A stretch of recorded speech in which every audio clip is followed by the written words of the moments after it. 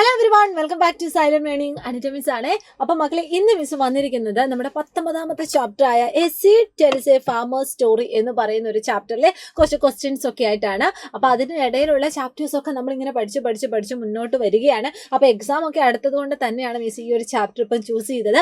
അപ്പോൾ എനിവേ നമുക്ക് എന്ത് ചെയ്യണം, ഈ ഒരു ചാപ്റ്ററുമായിട്ട് ബന്ധപ്പെട്ട കുറച്ച് ക്വസ്റ്റ്യൻസ് ആണ് വളരെ കുറഞ്ഞ സമയം കൊണ്ട് നമ്മൾ ഡിസ്കസ് ചെയ്യാൻ വേണ്ടി പോകുന്നത്. അപ്പം നമുക്ക് ഒട്ടും ടൈം കളയാതെ നമ്മുടെ ചോദ്യങ്ങളിലേക്ക് കടക്കാം. ഫസ്റ്റ് ക്വസ്റ്റ്യൻ എന്ന് പറയുന്നത്, are rotis made in your home? From which grains are they made? Okay, അതായത് നമ്മുടെ വീട്ടിലൊക്കെ റൊട്ടി ഉണ്ടാക്കാറുണ്ടാവുമല്ലോ. ഈ റൊട്ടിയൊക്കെ ഉണ്ടാക്കുന്നതിന് നമ്മൾ യൂസ് ചെയ്യുന്ന ഗ്രെയിൻസ് ഏതാണ്? അതാണ് നമ്മുടെ ചോദ്യം. അപ്പോൾ ഇതിന്റെ ഉത്തരം എന്തായിരിക്കും? യെസ്, നമ്മുടെ വീട്ടിലൊക്കെ റൊട്ടി ഉണ്ടാക്കാറുണ്ട്. എന്തൊക്കെ ഉപയോഗിച്ചിട്ടാണ് നമ്മൾ റൊട്ടി ഉണ്ടാക്കാറുള്ളത്? യെസ്, നമ്മൾ രാഗി ഉപയോഗിക്കുന്നുണ്ട്, റൈസ് ഉപയോഗിക്കുന്നുണ്ട്, അല്ലെങ്കിൽ ചിലപ്പോൾ ഗോതമ്പ് ഉപയോഗിക്കുന്നുണ്ട്. അപ്പോൾ എന്താണെങ്കിലും നമുക്ക് എന്ത് ചെയ്യണം? ഉത്തരം എഴുതണം അല്ലേ? ഉത്തരം നമുക്കിത് വായിച്ചു നോക്കാം. Yes, rotis are made in my home. They are made from wheat and sometimes from rice and ragi. Okay, അപ്പൊ സിമ്പിൾ ആയിട്ടുള്ള ക്വസ്റ്റ്യൻസ് ആണ്. നമ്മുടെ EVSലെ എല്ലാ ക്വസ്റ്റ്യൻസും നമുക്ക് ഇതുപോലെ പരസ്പരം നമ്മുടെ ഡെയിലി ലൈഫുമായിട്ട്, നമ്മുടെ വീടുമായിട്ട്, നമ്മുടെ അടുക്കളയുമായിട്ട് കണക്ട് ചെയ്തിട്ട് നമുക്ക് ഉത്തരം എഴുതാവുന്നതേ ഉള്ളൂ.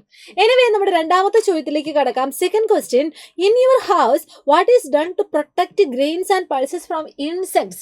അതായത് പലതരത്തിലുള്ള ഇൻസെക്ട്സ് നമ്മുടെ ഗ്രെയിൻസിനെയൊക്കെ അറ്റാക്ക് ചെയ്യുന്നത് നമ്മൾ കേട്ടിട്ടുണ്ടാകും, നമ്മൾ കണ്ടിട്ടുണ്ട്. ചിലപ്പം നമ്മളെക്കാളും കൂടുതൽ നമ്മുടെ അമ്മമാരോടൊക്കെ ചോദിച്ചാൽ അമ്മമാർ പറയും, ശരിയാ, നമ്മുടെ അരിക്കകത്തും അല്ലെങ്കിൽ ആ ചാക്കിനകത്തൊക്കെ കുറേ ചെറിയ ചെറിയ പ്രാണികൾ നമ്മുടെ അമ്മമാർ ശ്രദ്ധിച്ചിട്ടുണ്ടാവും. അത് എടുത്ത് കളയുന്നത് എൻ്റെ മക്കളും കണ്ടിട്ടുണ്ടാവും. അപ്പോൾ എനിവേ, നമ്മുടെ ചോദ്യം ഇതാണ്, what is done to protect grains and pulses from insects? അതിനെയൊക്കെ പ്രൊട്ടക്ട് ചെയ്യുന്നതിന് വേണ്ടി എന്താണ് നമ്മൾ ചെയ്യുന്നത്?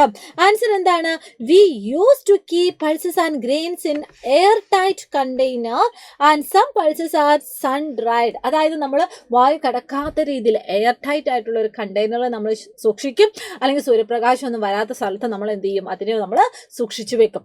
ഓക്കെ, അപ്പോൾ ഇതും നിങ്ങൾ എന്ത് ചെയ്യുക? ഓർത്ത് വെക്കുക കേട്ടോ. ഇനി അടുത്ത ചോദ്യം, can you recognise these grains? ഇവിടെ നിങ്ങൾക്ക് കുറച്ച് ചിത്രങ്ങളൊക്കെ തന്നിട്ടുണ്ട്. ഈ ചിത്രങ്ങളിൽ കാണുന്ന ജസ്റ്റ് ഒന്ന് ഐഡന്റിഫൈ ചെയ്യണമേ. അതുപോലെ B and C and D, ഇതെന്ത് ചെയ്യാം? ഒന്ന് ജസ്റ്റ് ഒന്ന് ഐഡന്റിഫൈ ചെയ്യാം. ഇതായിരുന്നു നമ്മുടെ ചോദ്യം. അപ്പൊ ഐഡന്റിഫൈ ചെയ്തിട്ട് നിങ്ങൾ ഓരോന്നിന്റെയും താഴെ ഇതുപോലെ എഴുതണം. ഏതൊക്കെയാണ്? Maze, mustard, wheat and bajra. Okay, just ഒന്ന് ഐഡന്റിഫൈ ചെയ്താൽ മതി. നമ്മുടെ വീട്ടിലൊക്കെ കാണുന്ന കുറച്ച് ഗ്രെയിൻസ് തന്നെയാണ്.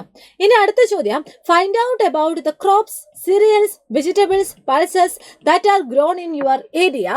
Of those, is there anything that is famous across the country?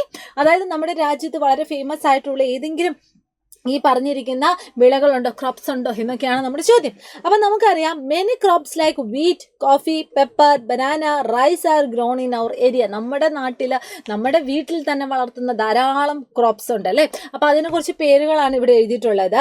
Of these, rice is famous across our country. നമ്മുടെ രാജ്യത്ത് വളരെ ഫേമസ് ആയിട്ടുള്ളതാണ് നമ്മുടെ അരി അല്ലെങ്കിൽ റൈസ് എന്ന് പറയുന്നത്.